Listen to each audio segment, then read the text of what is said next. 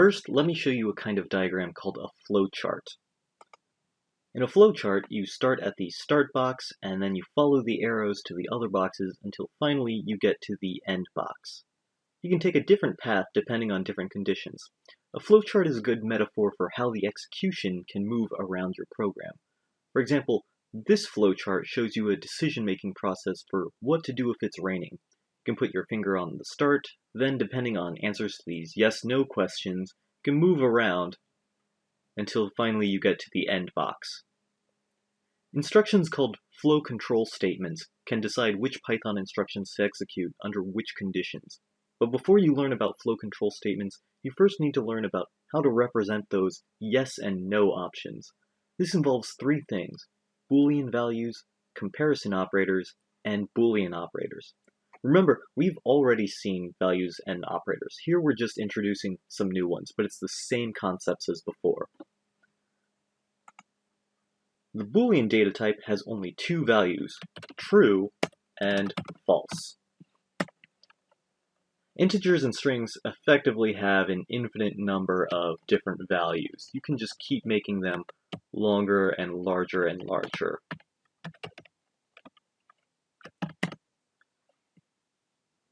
But the Boolean data type only has these two values, true and false. Like any other value, Boolean values are used in expressions and can be stored in variables. Just be sure to type them with a capital T or capital F and the rest of the word in lowercase. Next, let's look at comparison operators. Comparison operators are used in expressions just like the plus operator or any other operator. There are 6 comparison operators: equal to, not equal to, less than, greater than, less than or equal to, and greater than or equal to. Expressions with comparison operators evaluate to a Boolean value. So let's experiment a bit in the interactive shell. 42 is equal to 42. This is an expression that evaluates down to the Boolean value true, because it is, 42 is the same as 42. However, 42 is equal to hello, that'll be false, or 42 equals 41, that's also false. You can also check with the not equal to operator. 2 is not equal to 3, that's true. And then also the less than or equal than operators. 42 is less than 100, that's true. 42 is greater than or equal to 100, that's not true. 42 is less than 42, well, that's false, but 42 is less than or equal to 42, well, that's true. Remember, these are just expressions, just like those 2 plus 2 math problems we did before. So that means we can make them as complicated as we want, or we can use variables. Let's say my age equals 26, and then my age less than 30 is an expression that evaluates to true. One thing that you should notice in Python is that integers and strings will always not be equal to each other. So if you have the string 42 and the integer 42, those aren't going to be the same.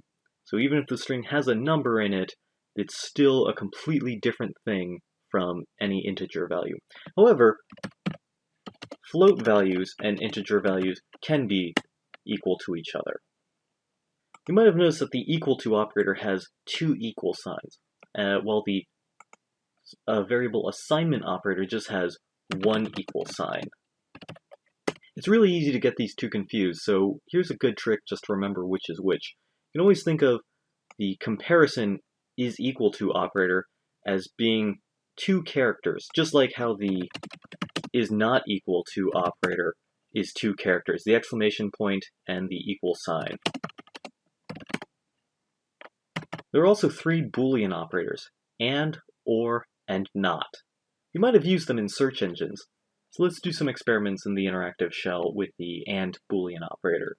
The AND operator evaluates an expression to true if both Boolean values are true. Otherwise, it evaluates to false.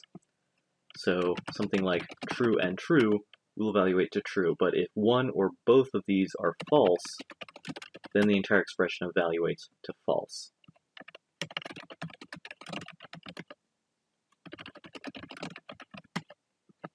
There's a concept called truth tables that enumerate every possible combination of these two values. So true and true evaluates to true, and otherwise it's false. The OR operator will evaluate to true if either or both of the values are true. As long as it's not false or false, it'll be true. So true or true is true, true or false. The only time that it's false is when both of them are false. Here's the truth table for OR. Everything is true except for false or false, which evaluates to false. And then the NOT operator just evaluates to the opposite Boolean value. Not true is false, and not false is true. So unlike the AND and OR operators, the NOT operator only operates on one Boolean value. So its truth table is fairly simple. You'll often mix Boolean and comparison operators together in the same expression. You can have my age equals 26, my pet equals the string cat. Then we can have a complicated expression like my age is greater than 20 and my pet is equal to cat. This evaluates to true because both parts on either side of the AND operator evaluate to true.